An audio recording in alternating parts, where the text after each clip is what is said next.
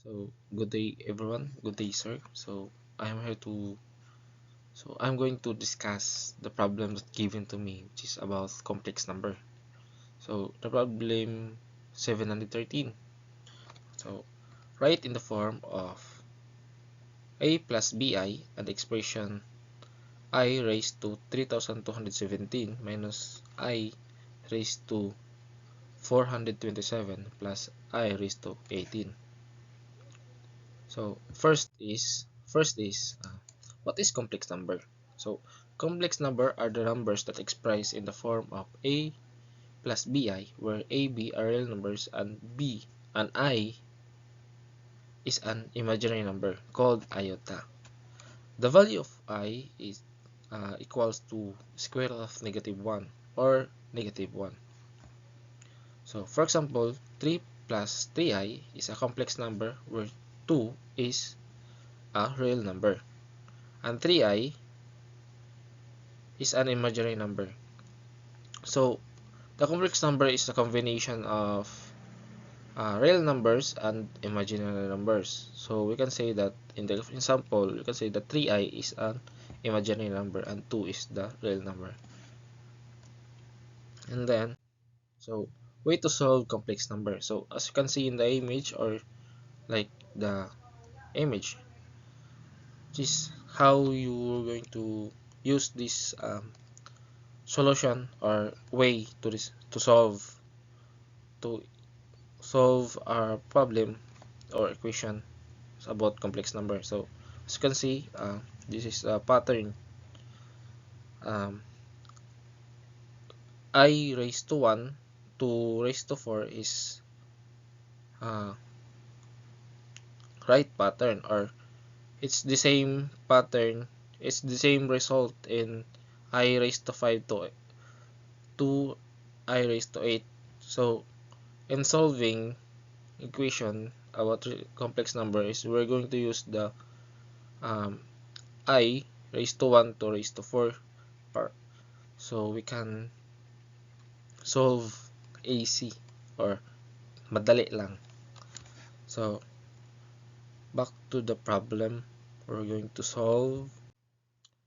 Write in the form a plus bi the expression I raised to 3217 minus I raised to 427 plus I raised to 18. So kung ano na to ang expression niya, itong expression nga gibutang or problem ginato siya ang problem na expression into form nga a plus bi or complex number. We're going to find the complex number form in the given expression. So the solution is we're going to use division, gamit tag division para mapadali lang nato. So kapalo naman ta nga sa katong pattern na to ganina nga atong giikuan, which is I to I raised to 4 is same pattern na ginapon siya to I raised to 5 to I raised to 8, or by kuan na pod sunod na pod hangtod 16 at 12, 16, same ra gyapon siya pattern. So solve na to ang expression in by parts para makuha na to ang iyang answer. So itong unahon ng solve is ang I raised to 3217. So since 3216 is ma-divide siya by 4, so which is ang result sa kuan kay na divide naman siya by 4, ang result niya is 1. So every expression or every part, if ma-divide siya by 4, which is magresulta into 1. So which is natay bilin nga isa or remainder nga isa, which is magresult siya into I. Kibali ang sunod sa katong part niya, atong pattern nga nakuha, di ba? Ang nagsunod dito sa 1, positive 1, it is I. Ang sunod na pud sa I, negative 1. So sunod pud sa negative 1, negative I. So sa 300 bali ang result sa I raised to 3,217 is I. And then the second part is I raised to 427.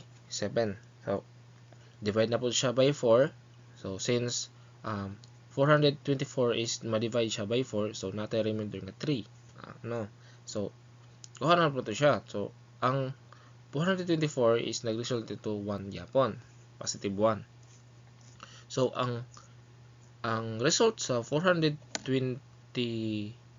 I raised to 425 is I, positive I, and then sa 426 I raised to 426 is negative 1, and then natin result sa makuha na ito ang result sa I raised to 27 is negative 1 equals negative 1. So natin answer sa second part.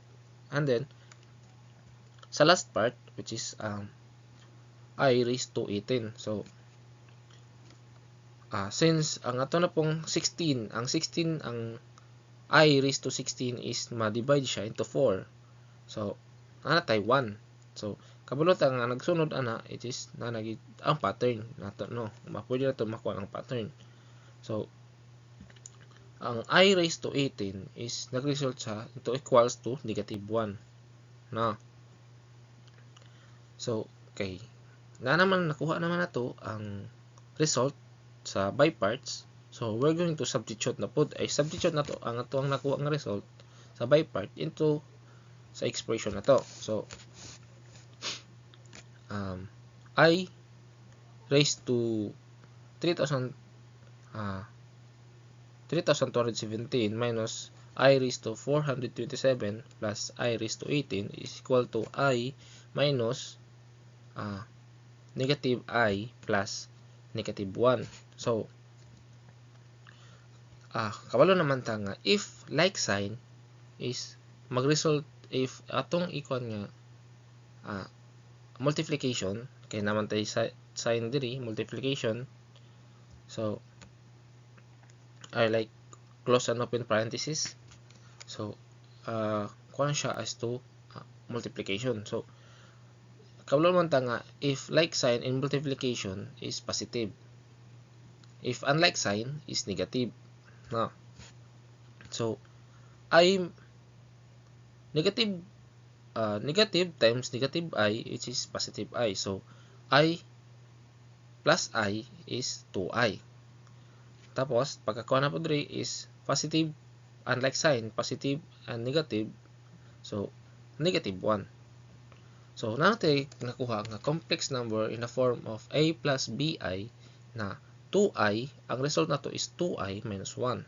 So na tayo answer nga complex number form. So that is the result. So that's all. Thank you. Goodbye.